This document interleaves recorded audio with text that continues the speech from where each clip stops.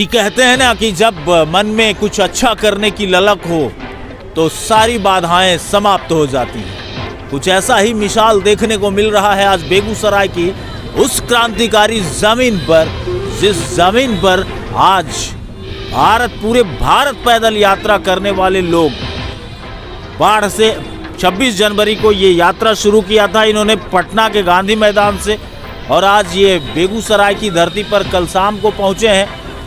अभी हमारी उनसे मुलाकात हुई है और ये आप हमारे पीछे देखिए, हमारे पोस्टर, ये जो पोस्टर लगा हुआ है इसमें पैदल भारत यात्रा और व्यवस्था में परिवर्तन की बात की जा रही है। बहुत बड़ी बात है, व्यवस्था में परिवर्तन की बात आज तक शायद किसी राजनीतिक दल के द्वारा तो नहीं लिया गया।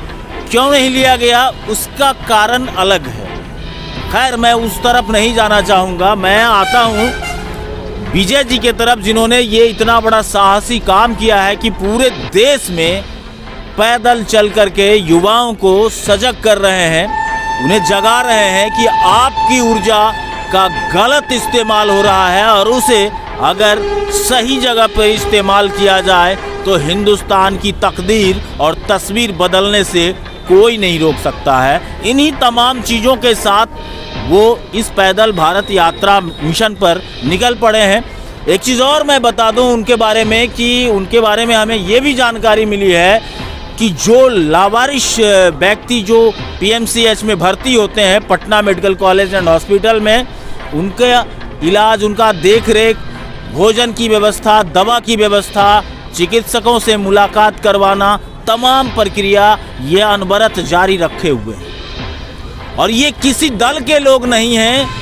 आपको मैं दिखाऊंगा कि जिसके हाथ में तिरंगा का झंडा हो और मन में ये संकल्प हो कि व्यवस्था में परिवर्तन होनी चाहिए, तो मित्रों आपको भी इनके इस मुहिम से जुड़ना चाहिए। और अगर आप भी व्यवस्था में परिवर्तन के हकदार हैं और आप समझते हैं कि व्यवस्था में परिवर्तन की आवश्यकता है, तो निश्चय ही आप इस वीडियो को ज़्यादा से ज़्यादा शेयर करेंगे ताकि एक भारत के नागरिक के पास यह मैसेज जाए, हर युवा के पास ये मैसेज जाए कि उनकी ऊर्जा बेकार हो रही है, उनकी ऊर्जा का सदुपयोग होना चाहिए। मैं मिलवाता हूं आपको विजय जी से। विजय जी, आपका बहुत स्वागत करते हैं बीटी न्यूज़ में। आपकी जो यात्रा है ये पैदल भारत यात्रा, इस यात्रा से आप क्या संदेश देना चाहते हैं? इस पैदल यात्रा का संदेश यही है कि व्यवस्था में परिवर्तन हो। 75 वर्षों से हमारे जो ढलते हुए उम्र वाले शासन किए हैं, तो मैं यही चाह रहा हूँ कि युवाओं को 5 वर्ष, मात्र 5 वर्ष के लिए शासक बनाएं और उसके बाद ही देखें कि जो नौजवान हैं भारत को दिशा और दशा बदल देंगे। जितना इनमें ऊर्जा है इनको सही से यूटिलाइजेशन नहीं हो रहा है। तो हमारी मांग है युवाओं के लिए कि पंचायत से लेकर पार्लियामेंट तक 80% की भागीदारी हो। संसाधन में जो सरकार की, उसमें युवाओं को 80% की भागीदारी हो। अभी जो बेरोजगार लड़के लोग हैं उनको 10,000 रुपया प्रति माह बेरोजगारी भत्ता मिले।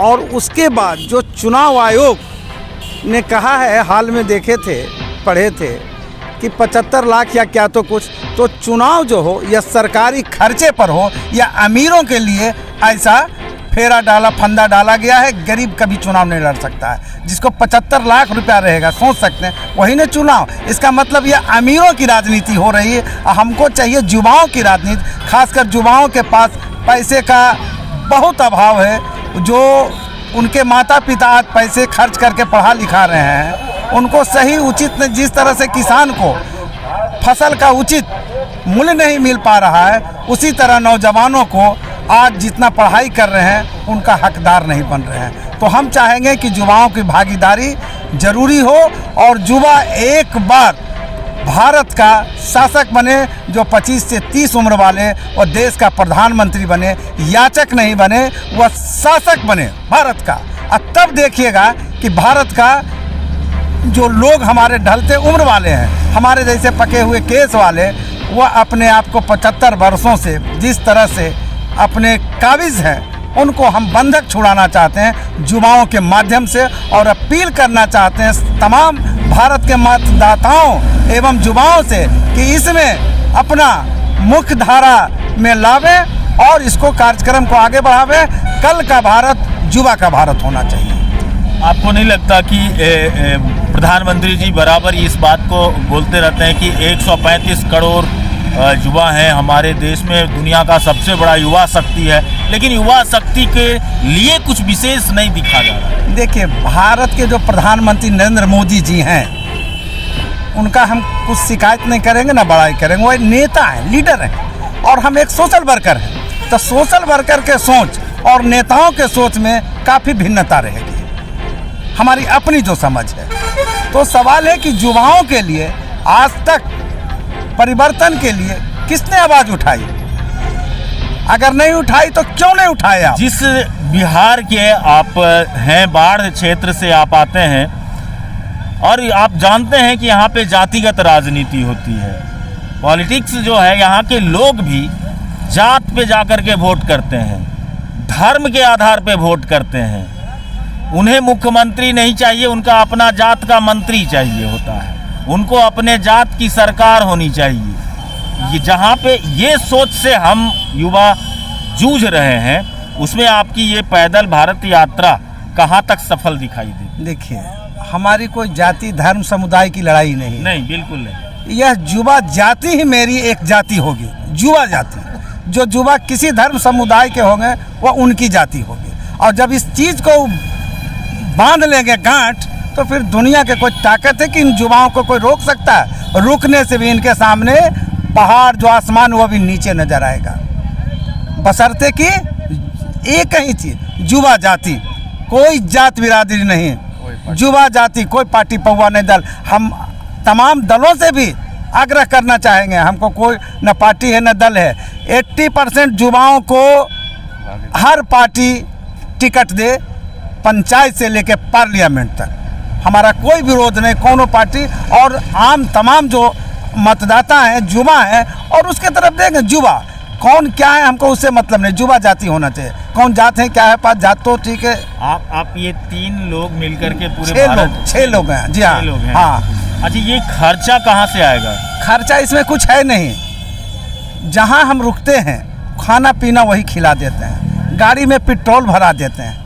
जो बात है सच्चाई, नाश्ता चाय पानी। अभी बेगूसराय ऐसे महान क्रांतिकारी धरती पर, वहाँ जब हम आए कल 6:30-7 बजे, कुछ यहाँ के दिलीप सिन्हा जी थे, एक मेयर, क्या क्या नाम था हम नहीं जानते हैं, उन्होंने बड़ा स्वागत ढंग से सम्मान पूर्वक उन्होंने खाने ठहरने का प्रबंध करवाए। और इसी तरह से अब जैसे शुरू दिन निकले थे तो गुरुद्वारा में हमको जो वहाँ के तख्त हरिमंदिर के हैं, उन्होंने प्रसाद ग्रहण करवाए। कल सुबह भी कहें कि आप जाइए, और सिरोपा दे के उन्होंने सम्मानित किए, और इन्होंने आशीर्वाद और कहे कि आपकी जो भारत यात्रा है वो सफल ताकि रूप आगे बढ़े। फिर वहाँ से जंदाहा आए, कई जगह विद्युत, पूरा मतलब ये पूरा देश भर में का भ्रमण है। हाँ, देश भर में हमें जाने में आने में लगता है कि 2-2.5 साल लग जाएंगे। दोस्तों, ये सोचने वाली बात है, और काफ़ी गंभीरता से आपको इस बात को लेना चाहिए, इसलिए कि जो व्यक्ति आप हों या हम हों, कोई भी व्यक्ति अगर काम के लिए निकलते हैं, एक दिन के लिए निकलते हैं, तो हम सोचते हैं कि हमारा एक दिन का समय व्यर्थ चला गया। और ये विजय जी सामाजिक कार्यकर्ता हैं, ये बगल बाढ़ के हैं, बाढ़ जिले के हैं, और वहाँ से इन्होंने पटना से यात्रा स्टार्ट किया है, पैदल भारत यात्रा। इनका मकसद है कि युवाओं की जो ऊर्जा है वो बर्बाद नहीं होनी चाहिए, उनकी ऊर्जा का सदुपयोग होनी चाहिए, और राजनीति में युवा वर्ग को ज़्यादा से ज़्यादा इन्वॉल्व करने की आवश्यकता है, ताकि देश की तकदीर को बदला जा सके। इनके समझ से जाति धर्म ये सबसे ऊपर उठ करके युवा एक जाति है, और उसी जाति के वजह से यह देश खड़ा है। और इस देश को अगर बेहतर बनाना है तो उन्हें राजनीति में 80% टिकट देने की इनकी मांग है। तो और क्या कुछ कहना चाहेंगे, कोई संदेश है देश के युवाओं के लिए? युवाओं को तो यही कहेंगे कि थोड़ा सा अभी हमारे समझ से अधीर हो गए हैं, लेकिन उनसे हम आग्रह अपील करना चाहेंगे कि युवा में जो अपने शक्ति को स्वयं में पहचाने, किसी का मोहताज ना रहें। और अगर यदि जो युवा आ जाते हैं भारत का शासक बनके, तो फिर हम कहेंगे कि जो याचक हैं, याचक का रूप ना रहे, वो शासक के रूप में जो जिनसे मांगते हैं आप, वो आपके सामने गिड़गिड़ाएंगे, आपसे मांगेंगे और आप देने वाले होइएगा और वो लेने वाले होंगे। इतनी सारी भ्रष्टाचार, करप्शन, दुनिया जहान सब कुछ है, कैसे लड़ाई लड़ी जाए? भ्रष्टाचार पुरानी बात हो गई, ये बुनियादी बात है, इस पर चर्चा करना लोग उचित नहीं समझते हैं। जब युवा आ जाएंगे तो स्वतः अपने आप भ्रष्टाचार मुक्त हो जाएगा। एक मानसिकता है ना, सपोज कीजिए एक उदाहरण के तौर पे कोई बच्चा एक मोबाइल के ठीक करने का दुकान खोलना चाहता है, वो अपने पिता से, माता से, अपने घर के लोगों से बात करता है कि मुझे एक मोबाइल ठीक करने का दुकान खोलना है, मुझे पैसा चाहिए। तो उसके पिताजी उससे ये सवाल ज़रूर पूछते हैं कि दुकान कहाँ खोलोगे? जब वो बोलेगा कि हम शहर में दुकान खोलते हैं, तो उसके पिताजी भी बोलते हैं कि वहाँ तो 50 गो दुकान ऐसी है, तुम चल जाओ मुसहरी में दुकान खोल लेना, वहाँ 5 रुपया का सामान 50 रुपया में बिकेगा। ये भी मानसिकता है। देखिए, राजनीति हो या सामाजिक कार्यकर्ता हो, मानसिकता को जो बदल डाले, मानसिकता बदलनी होगी, क्या बात है, सही बात। और तब मानसिकता बदलनी होगी और विश्वसनीयता प्राप्त करना होगा, तब देश आगे बढ़ेगा। जब तक अभी आप घर परिवार में हैं, स्वाभाविक है कि आपके प्रति लोग अभी विश्वास, पत्नी है तो कहता पति कहाँ चले गए, पति कहते हैं पत्नी गई है तो कहाँ गई होगी।